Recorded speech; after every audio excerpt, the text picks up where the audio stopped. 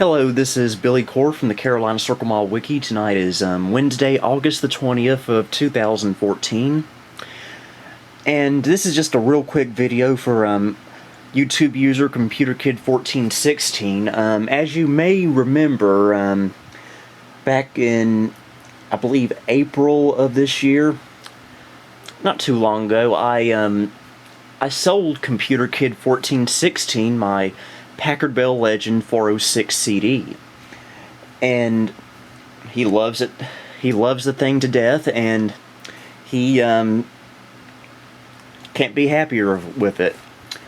Well, he made the switch, like a lot of us have been lately with our older computers, to CF card. Same kind of setup I have on all my major vintage machines. The expansion slot style adapter for CF cards. That way you can hot swap between different CF cards. Well, he ran into a little bit of a snag getting them set up, so he simply I can't talk tonight. He simply sent me his CF cards several months ago, and I restored them from the Packard Bell Master CD using the Packard Bells I have here at my house. And I did one for Windows 3.1 and one for Windows 95, and I mailed them back to him. Well, even though I tested them, I don't know what happened between here and there, but the Windows 3.1 CF card worked just fine in his 406 CD. Now keep in mind, Packard Bell computers back in the day, no matter what computer you restore them on, as long as you don't start booting into the operating system as soon as you're restoring, you can restore on any Packard Bell and use the same hard drive and or CF card on another Packard Bell. But I digress. Anyway, his Windows 3.1 CF card worked just fine. However, even though I tested it here before I sent it back to him, the Windows 95 CF card just would not boot, and he sent it back to me yesterday. I got it in the mail, and I've been spending tonight trying to get the Windows 95 CF card working. I've been using the Packard Bell Legend 1510 Supreme for this. It's I'm pretty sure I can fix it. First I tried booting from a boot floppy and typing in fdisk and use the master boot record switch to clear out the master boot record. That sort of got it booting, but all the configuration files in Windows 95 are all broken, so I'm just going to do the simplest thing I can think of, which will definitely get it working, and that's just to simply restore once again. So I got Computerkid's CF card in here now, so which I've been working on it already, but we'll take a look and see what's going on right now. I'm not going to boot into the CF card just yet because I don't want to cause any more damage to it. I doubt I will, but just to be on the safe side.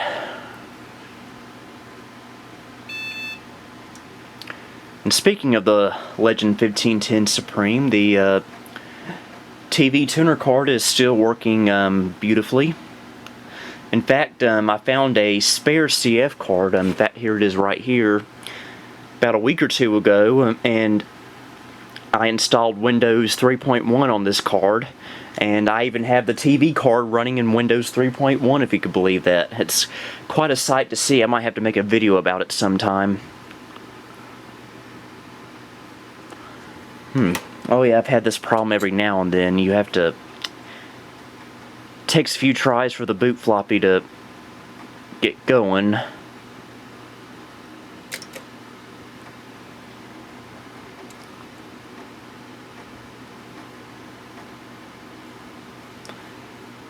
Okay, I'll be right back. Okay, I had to move the card over to the Legend 822 CDT. Don't know why the 1510 Supreme wouldn't boot from this. It was earlier this evening.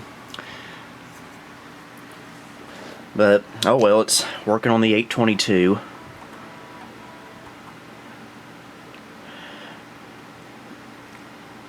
However, right before I started this video, I did boot through this MS-DOS 6.22 setup disk and completely cleaned out the CF card through Fdisk, and I created just an empty DOS partition, just a blank one. So once we boot into the Packard Bell Restore, which we're doing right now, we should be able to format the drive. Alright, and that's because there isn't a drive C right now.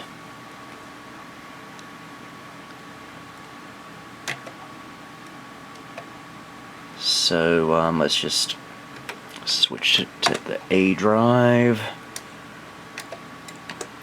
Format. Hard to type with one hand. Format C. With the S switch, that way it'll copy the system files over. And the reason I exited the restore program is because a lot of times when you do this through the restore program, it's a very unusual bug that these Packard Bell Windows 95 restores have, is that when you try to restore from the actual program, when it tries to format, it runs out of DOS memory and it can't format. So you have to exit out of the restore program and do it through here for, I don't know why, but oh well, as long as it works. Maybe convoluted, but it works.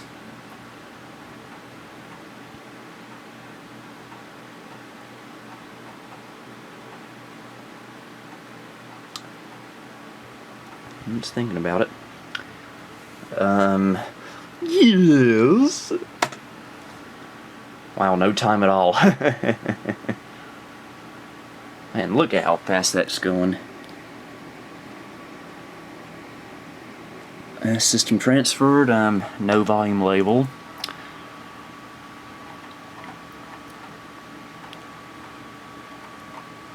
Just to keep things a little bit more reliable, I'm not going to go back into the restore program from the command prompt. I'm just going to do a reset and just get back into it that way. I don't know if you noticed this or not, but I made a little modification to the 822 last week. That's one of my childhood Earthworm Jim action figures from around 1996 or so. I figure, you know, on my childhood computer where I played Earthworm Jim originally, the computer game that is, I might as well just Velcro him to the top of the actual computer like an idiot. Let's see here. Whoa!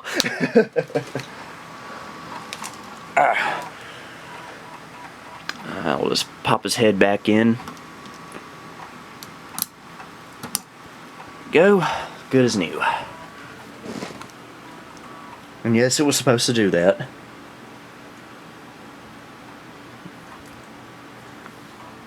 Reformatted my laptop this afternoon, and I'm just waiting for it to finish a bunch of silly old Windows updates.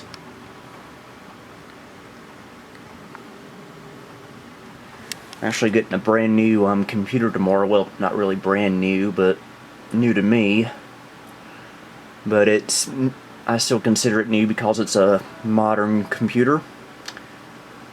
I should be getting it tomorrow via FedEx, and if I do, I'll try to make an unboxing video of it. If you've been following me on Facebook, you probably already know what kind of computer it is, but we'll save that for tomorrow. Right now, we got to get this CF card ready for Computerkid. Alright, so we'll just go to this here. We'll just do Restore Hard Disk Drive. We'll choose the first one since we already formatted.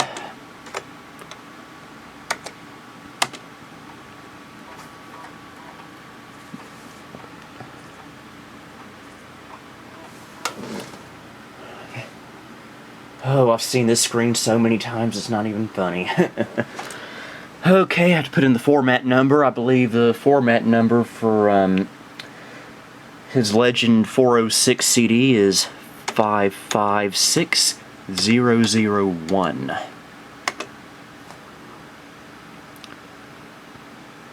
And it's chugging along.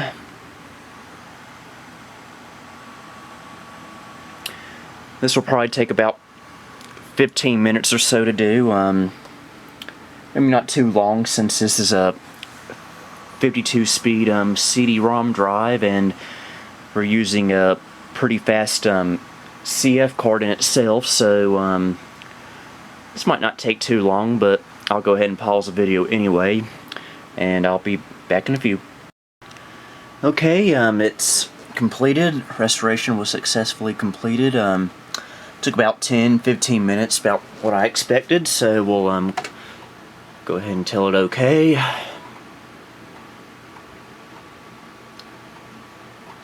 Like I always say, you know you have a good floppy drive when it's loud enough to sound like Louis Armstrong. Yeah, it says remove all disks, but if we remove the floppy now, we'll be in a whole load of hurt. As you'll see in a second. Alright, we'll just go ahead and eject it now, and I'm just going to do a cold reset because I don't have a free hand to be able to do Control-Alt-Delete with. So as long as I see it say starting Windows 95, that'll be good enough for me.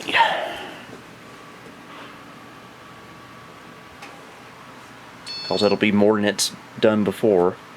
Alright, there we go. We'll go ahead and shut it off before it goes into the setup stuff, because I don't want all the setup stuff on there that comes up, like for Windows 95 and all that, to detect all the devices for this Packard Bell. We want it to detect the devices for Computerkid's Legend 406 CD, which, from what I'm seeing right now, I might give it another try in a minute off camera. It seems to be perfectly okay now. I'll just need to mail it back to him as soon as I can. So let's go ahead and eject the CF card from the back of here. Oh, that's the sound card, Billy. Okay. Alright, here it is. Good old Transcend card he has. Very good choice. We'll pop it back into this little container for safekeeping. And there we go. It's all ready to be sent back to him once he's ready for it. So, yeah, just a quick little video, mostly for Computerkid to see his Windows 95 install be brought to life. Hopefully it will stick this time between here and there. So, Billy Core signing off.